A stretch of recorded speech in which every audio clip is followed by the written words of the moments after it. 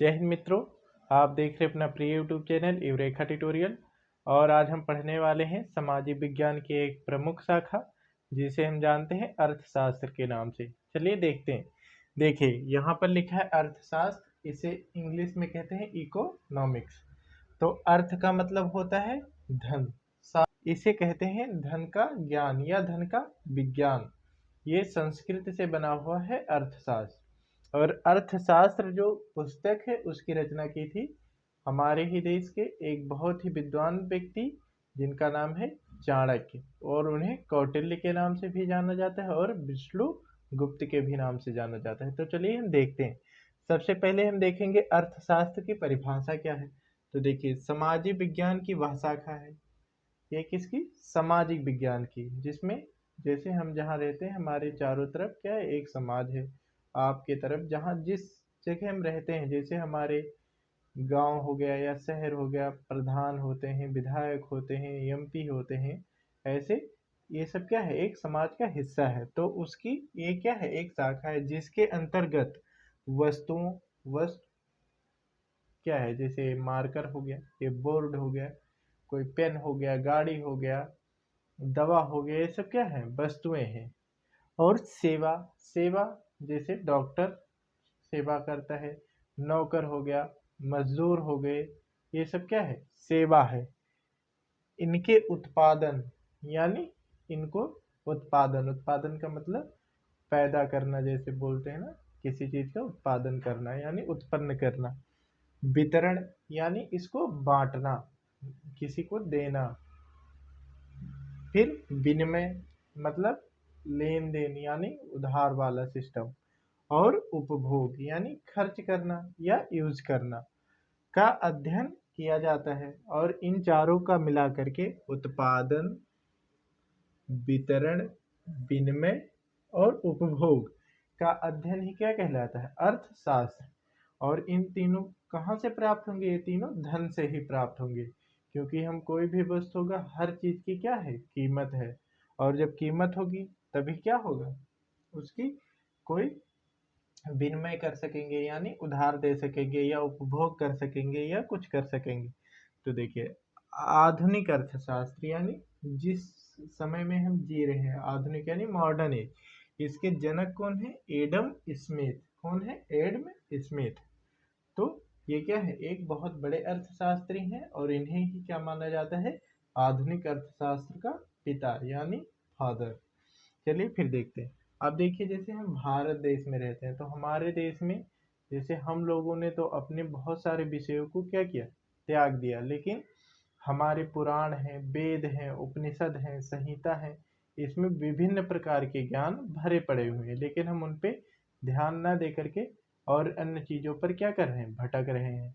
तो देखिए उन्हीं में से एक है अर्थशास्त्र। ये अर्थशास्त्र हमारे ही देश के, जैसे कि मैंने पहले भी बताया, हमारे देश के बहुत ही विद्वान जो क्या थे, अर्थशास्त्री थे और बहुत बड़े राजनीतिज्ञ थे, और वो बहुत सारे गुणों से संपन्न थे। उनका नाम था चाणक्य, और जिन्हें हम कौटिल्य के नाम से भी जानते हैं और विष्णुगुप्त के नाम से भी जानते हैं। उन्होंने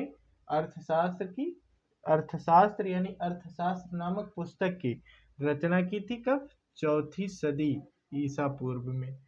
और ये किस में थी, संस्कृत भाषा में थी। किस भाषा में, संस्कृत भाषा का एक क्या था, ग्रंथ था। ये पुस्तक नहीं बल्कि एक क्या है, ग्रंथ है। ग्रंथ और पुस्तक में फर्क होता है। और इस ग्रंथ में किसके बारे में, राज्य व्यवस्था कि एक राज्य कैसे चलाया जाए। फिर कृषि, कृषि मतलब फसलों को उगाना, उनको कैसे उगाया जाए, तो इन सब के बारे में जानकारी। न्याय कि जैसे हर देश में क्या होता है, हर जैसे गरीब व्यक्ति है या अमीर व्यक्ति, हर व्यक्ति के साथ लगभग क्या होता है, अन्याय होता है। किसी को आर्थिक रूप से, किसी को सामाजिक रूप से विभिन्न प्रकार के अन्याय होते हैं, तो उनको न्याय कैसे मिले, इस पुस्तक में इनके बारे में बताया गया है अच्छे तरीके से। राजनीति, जैसा कि मैंने पहले ही बताया कि कौटिल्य थे क्या थे, एक राजनीतिज्ञ थे, तो इन्होंने राजनीति के बारे में भी बताया। इनकी और महत्वपूर्ण पुस्तक है चाणक्य नीति के नाम से। आदि पर विचार किया, और इन्हीं सभी चीज़ों पर क्या किया, इन्होंने विचार किया। और इन इन विचारों में कितने प्रकार के थे, दो। एक क्या था, उपदेशात्मक, उपदेशात्मक, और दूसरा क्या, सलाहात्मक। उपदेशात्मक और सलाहात्मक दो चीज़ें होती है। उपदेश किसी को दिया जाता है, सलाह किसी से मांगी जाती है।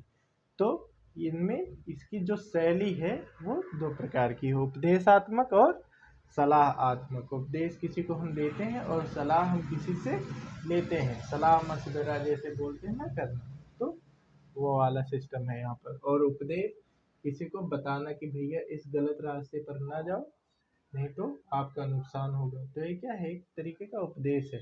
और कोई आए आपसे पूछे कि भैया ऐसे बताओ कि हम इस काम को आसानी से कर सके, तो वहां पर आप क्या कह सकते हैं, हम भैया आपको एक सलाह दे रहे हैं, यानी एक सुझाव दे रहे हैं। तो इसकी शैली इस प्रकार है।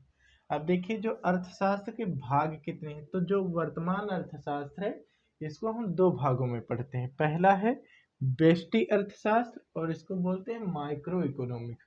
दूसरा है समष्टि अर्थशास्त्र और इसको बोलते हैं मैक्रो इकोनॉमिक्स। Micro, macro. अब माइक्रो का मतलब होता है सूक्ष्म, मतलब छोटा स्तर, जैसे व्यक्तिगत अवयव, परिवार एवं फार्म विशिष्ट रूप से उन बाजारों में सीमित संसाधनों के आवंटन का निर्णय करते हैं जहां वस्तुओं एवं सेवाएं खरीदी एवं बेची जाती हैं। इसमें क्या होता है, जो बेस्ट अर्थशास्त्र यानी माइक्रो इकोनॉमिक्स है, इसमें हम निचले स्तर पर, जैसे अपने परिवार का हो गया या अपना व्यक्तिगत हो गया या छोटे मोटे बाजार का हो गया, तो हम इनके बारे में क्या करते हैं, अध्ययन करते हैं। लेकिन जो हमारी समष्टि अर्थशास्त्र है यानी मैक्रो इकोनॉमिक्स है, इसमें एक संपूर्ण अर्थव्यवस्था का अध्ययन किया जाता है। जैसे एक देश, हमारा देश है भारत देश, इसकी अर्थव्यवस्था कैसे है, किस प्रकार चल रही है, इसका क्या जीडीपी, राष्ट्रीय आय, आर्थिक वृद्धि दर, महंगाई क्या है, कीमत स्तर क्या है, इन सभी के बारे में हम जानते हैं। तो आज हमने केवल अर्थशास्त्र के कुछ तत्वों को जाना जिससे हमें कुछ बेसिक जानकारी प्राप्त हुई है। यदि आपको वीडियो अच्छा लगा हो, पसंद आया हो, तो आप इसे लाइक करें, शेयर करें और आप हमारे चैनल को सब्सक्राइब करें ताकि आपको ऐसी अच्छी अच्छी वीडियो मिलती रहें। यदि आपको किसी और टॉपिक पर वीडियो चाहिए तो आप कमेंट भी कर सकते हैं।